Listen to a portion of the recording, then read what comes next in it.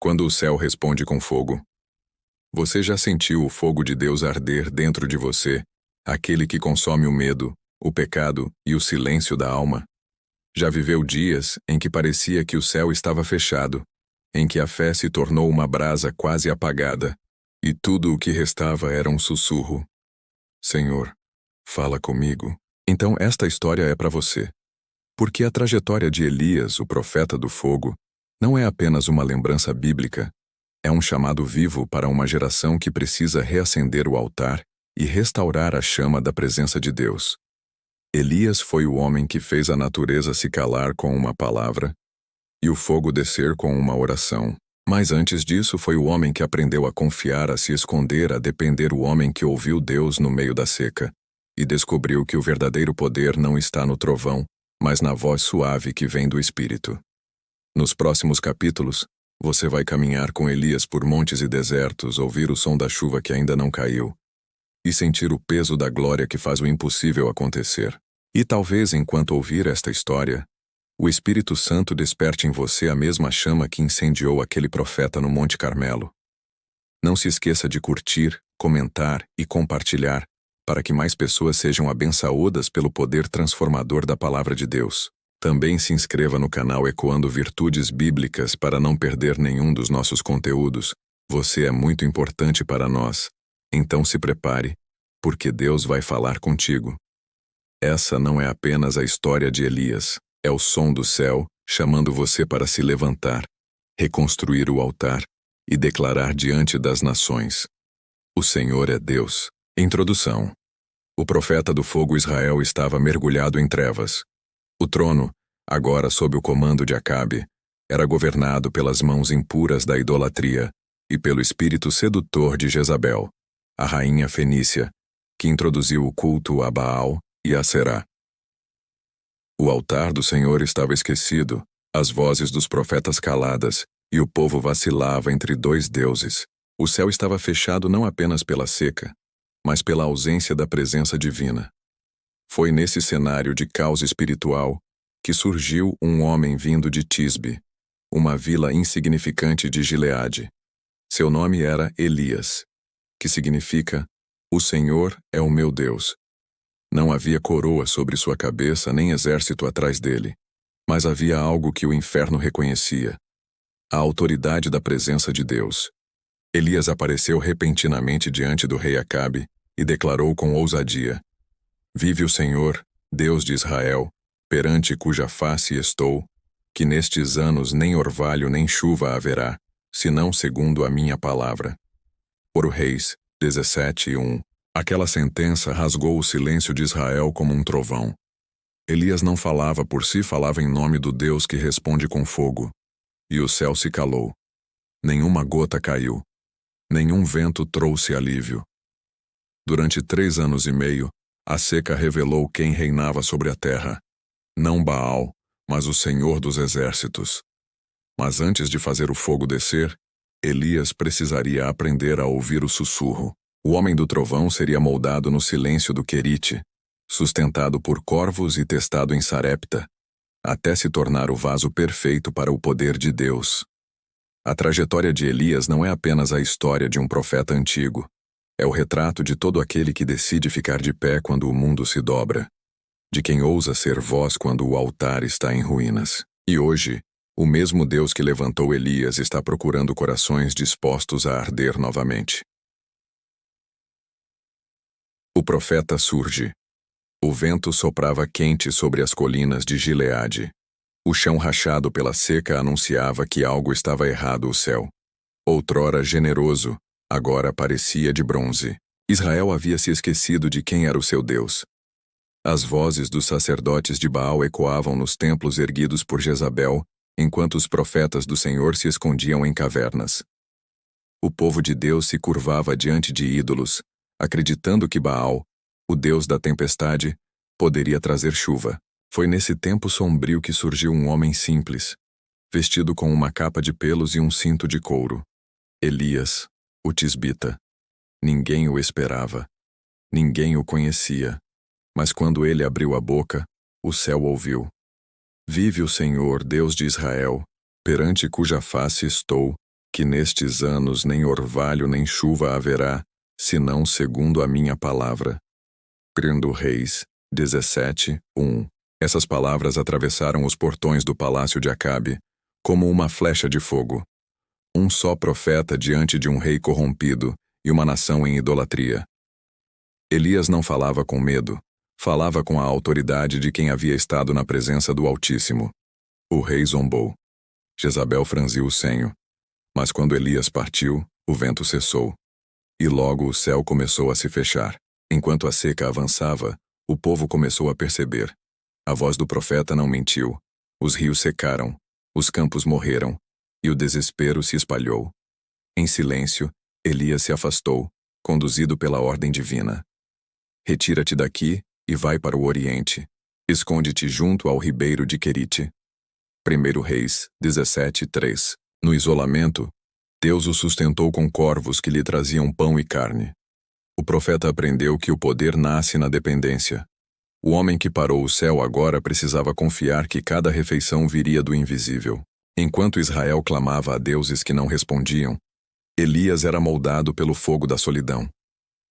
A seca do país era o reflexo da sequidão espiritual de uma nação sem altar. Mas Deus não estava em silêncio. Ele estava preparando o homem que reacenderia a fé de um povo inteiro. Elias não nasceu em palácios. Ele veio das montanhas, do lugar onde a fé é bruta e o vento fala. Foi ali que Deus o escolheu não por sua força, mas pela chama que ardia dentro dele. E no tempo certo, essa chama incendiaria toda a nação. O profeta havia surgido. E com ele, o fogo do céu estava prestes a descer. O milagre no Querite e Sarepta, depois do decreto sobre a seca, Elias desapareceu. O homem que enfrentou um rei agora se escondia à beira de um ribeiro Querite, o lugar do isolamento e da prova.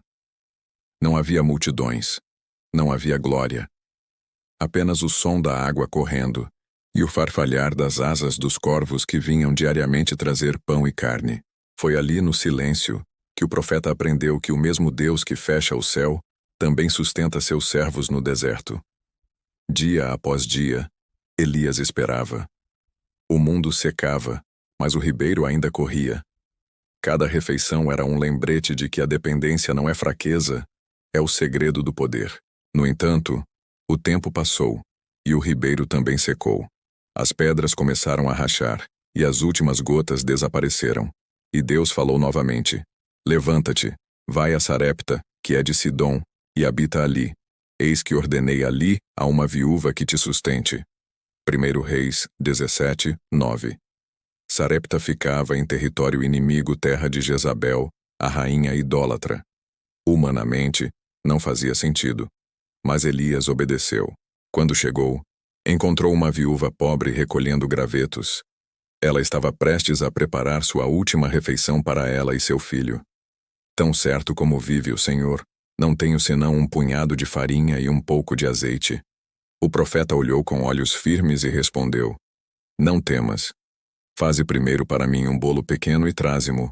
Depois farás para ti e teu filho, porque assim diz o Senhor: A farinha da panela não se acabará, e o azeite da botija não faltará até o dia em que o Senhor faça chover sobre a terra. Ela creu, e o milagre aconteceu. Dia após dia, a farinha nunca se esgotou, e o azeite nunca secou. Na casa da viúva estrangeira, a provisão de Deus foi revelada.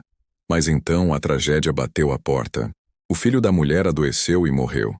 A dor encheu a casa e a fé foi desafiada. Elias tomou o menino em seus braços, subiu ao quarto, estendeu-se sobre ele e clamou: Ó Senhor, faze tornar a alma deste menino a entrar nele. E o Senhor ouviu. O menino reviveu. E a mulher proclamou: Agora conheço que és homem de Deus, e que a palavra do Senhor na tua boca é verdade. No esconderijo e na casa da necessidade, Elias descobriu o segredo dos milagres. A fé que obedece é a fé que vê o impossível acontecer. O ribeiro pode secar, mas a fonte nunca.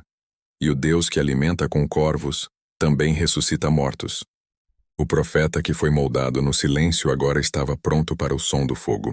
E o próximo passo seria o monte da decisão, o Monte Carmelo, onde o céu se abriria novamente. O fogo do Carmelo. O tempo da prova havia chegado. 3 anos e meio se passaram desde que Elias declarara o fim da chuva. A terra rachava, o povo padecia, e os deuses de Baal permaneciam calados. Então o Senhor falou novamente: Vai, apresenta-te a Acabe, porque darei chuva sobre a terra. 1 Reis 18:1. O profeta desceu do esconderijo com o mesmo fogo nos olhos. Quando Acabe o viu, gritou: És tu, perturbador de Israel? E Elias respondeu com autoridade: Eu não tenho perturbado Israel, mas tu e a casa de teu pai, porque deixastes os mandamentos do Senhor e seguistes a Baal. A batalha espiritual estava declarada. Elias convocou todo o povo e os 450 profetas de Baal ao Monte Carmelo. Ali, diante das multidões e dos altares quebrados, o profeta fez uma pergunta que ecoa até hoje. Até quando cocheareis entre 2 pensamentos? Se o Senhor é Deus, segui-o. E se Baal, segui-o. O povo silenciou. Então Elias propôs o desafio: 2 altares, 2 sacrifícios e um único Deus verdadeiro que responderia com fogo. Os profetas de Baal começaram a clamar. Desde a manhã até o meio-dia, gritavam, cortavam-se com lanças e dançavam em frenesi. Mas nada aconteceu. O céu permaneceu mudo. Elias zombou: Clamai em altas vozes. Talvez o vosso Deus esteja dormindo. Quando chegou a vez de Elias, ele restaurou o altar do Senhor com 12 pedras, uma para cada tribo de Israel, e mandou derramar água sobre o sacrifício 3 vezes, até o altar ficar completamente encharcado. Então, orou: Ó Senhor, Deus de Abraão, de Isaque e de Israel, manifesta hoje que tu és Deus em Israel e que eu sou teu servo. E naquele instante o fogo do céu desceu. Consumiu o sacrifício, a lenha, as pedras e até a água da vala. O povo caiu com o rosto em terra, clamando: O Senhor é Deus! O Senhor é Deus! O Carmelo se tornou o palco da restauração. O altar foi reconstruído, o povo voltou a crer, e o fogo reacendeu uma nação que havia esquecido o seu Criador. Mas o fogo da vitória logo seria seguido pelo vento da perseguição. Jezabel, enfurecida, jurou vingança. O profeta que enfrentara reis e multidões agora precisaria enfrentar o deserto, não o de fora, mas o de dentro. O homem do fogo seria provado pelo silêncio. E ali, no deserto, Deus não falaria com relâmpagos, mas com uma voz suave e mansa. O deserto e a voz suave. A notícia da vitória no Carmelo percorreu toda a terra, mas o som da celebração logo foi abafado pela fúria de Jezabel. A rainha prometeu matar Elias. O mesmo profeta que havia enfrentado 450 homens, agora fugia para salvar a própria vida. O deserto o recebeu em silêncio, e pela primeira vez, Elias se sentiu cansado do chamado. Já basta, Senhor. Tira a minha vida, pois não sou melhor do que meus pais. 1 Reis 19:4. O profeta do fogo estava quebrado. Deitou-se debaixo de um zimbro e dormiu, desejando desaparecer. O homem que havia feito o céu descer em chamas agora se via cercado por cinzas de desânimo. Mas o Deus que fala em trovões também fala em sussurros. Um anjo o tocou e disse: Levanta-te e come. Elias abriu os olhos e viu pão assado sobre brasas e uma botija de água. Comeu, bebeu e voltou a dormir. Pela segunda vez, o anjo o tocou. Levanta-te e come, porque muito comprido te será o caminho. Fortalecido, Elias caminhou 40 dias e 40 noites até o Monte Horebe, o mesmo lugar onde Deus havia falado com Moisés. Lá, refugiado em uma caverna, ouviu a voz do Senhor. Que fazes aqui, Elias? O profeta derramou o coração. Falou do medo, da solidão, da perseguição. E Deus respondeu não com o fogo, nem com o terremoto, nem com o vento forte que despedaçava os montes. Depois de tudo, veio uma voz mansa e suave. Ali, Elias entendeu o que nenhum fogo poderia ensinar. O verdadeiro poder de Deus não está na força, mas na intimidade, O profeta que fazia o céu estremecer agora se prostrava, quebrantado, diante da ternura do seu Criador. Mandou que voltasse, ungisse novos reis e levantasse Eliseu, o sucessor que herdaria o mesmo espírito profético. Elias saiu da caverna com o mesmo chamado, mas com um coração diferente. O homem do fogo agora carregava também o som da brisa. O deserto não foi o fim, foi o novo começo. O profeta havia descoberto que o fogo de Deus não serve apenas para consumir, mas também para purificar. E quem ouve a voz suave do Espírito nunca mais é o mesmo. O arrebatamento do fogo. Depois de restaurar o altar, vencer o desânimo e cumprir o propósito divino, o profeta sabia: sua missão seria coroada não com morte, mas com glória. A chama que o acompanhou desde o Carmelo agora o guiava para o seu destino final. Elias caminhava ao lado de Eliseu, seu discípulo fiel, o jovem que deixara tudo para seguir o profeta. Eles desciam de Gilgal, passando por Betel e Jericó. Cada cidade simbolizava um marco espiritual, lugares de promessa, batalha e fidelidade. E em cada uma delas, Elias testava o coração de seu sucessor. Fica aqui, Eliseu, porque o Senhor me enviou até Betel. Mas Eliseu respondia com firmeza: tão certo como vive o Senhor e vive a tua alma, não te deixarei. Os dois chegaram às margens do rio Jordão, caminharam em terra seca, e o discípulo contemplou com olhos cheios de temor o mesmo poder que outrora fizera o fogo descer no Carmelo.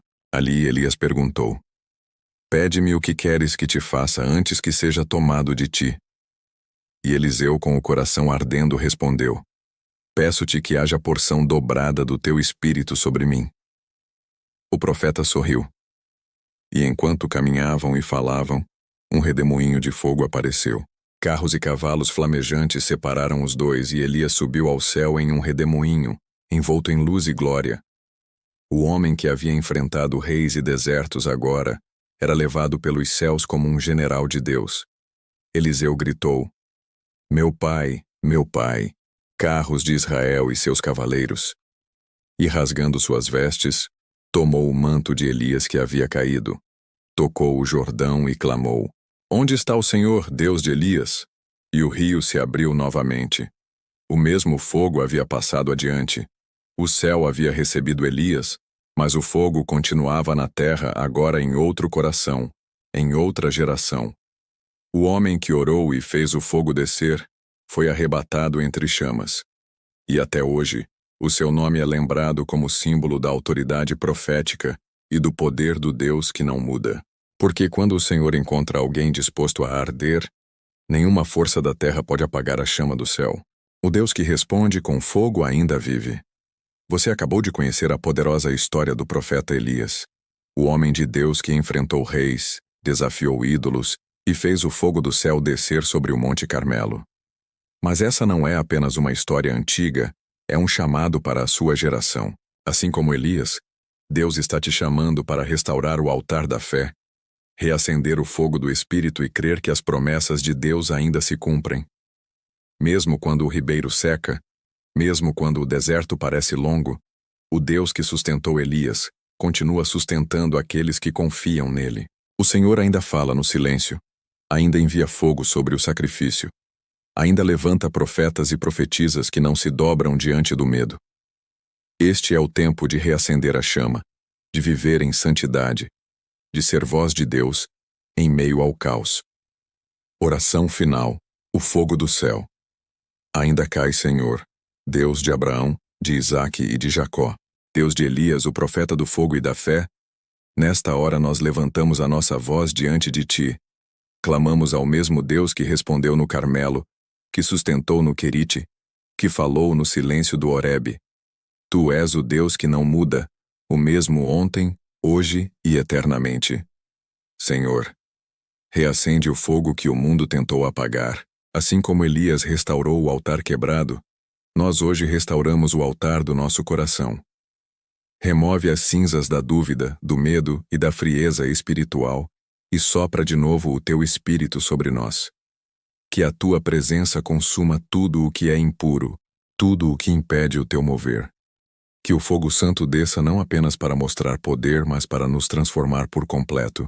Deus vivo, ensina-nos a esperar como Elias esperou, a obedecer mesmo quando o ribeiro seca, e a confiar mesmo quando o céu parece fechado.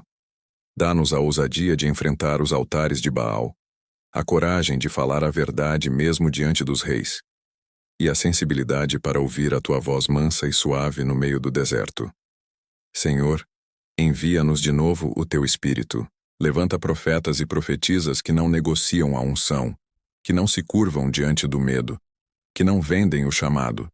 Faz-nos caminhar em fogo, viver em santidade e subir em glória. Que o manto do profeta Elias, o símbolo do teu poder e da tua presença, repouse sobre nós. Assim como Eliseu tomou o manto e atravessou o Jordão, dá-nos a mesma porção dobrada do teu Espírito. Que o teu nome seja conhecido nesta geração como foi nos dias do Carmelo. E quando o mundo perguntar, onde está o Deus de Elias? Possamos responder, ele ainda está aqui, vivo, poderoso e reinando para sempre. Em nome de Jesus, o Senhor dos Senhores e o fogo eterno. Amém. Se essa mensagem falou ao seu coração, declare nos comentários ou em oração. Senhor, reacende o teu fogo em mim.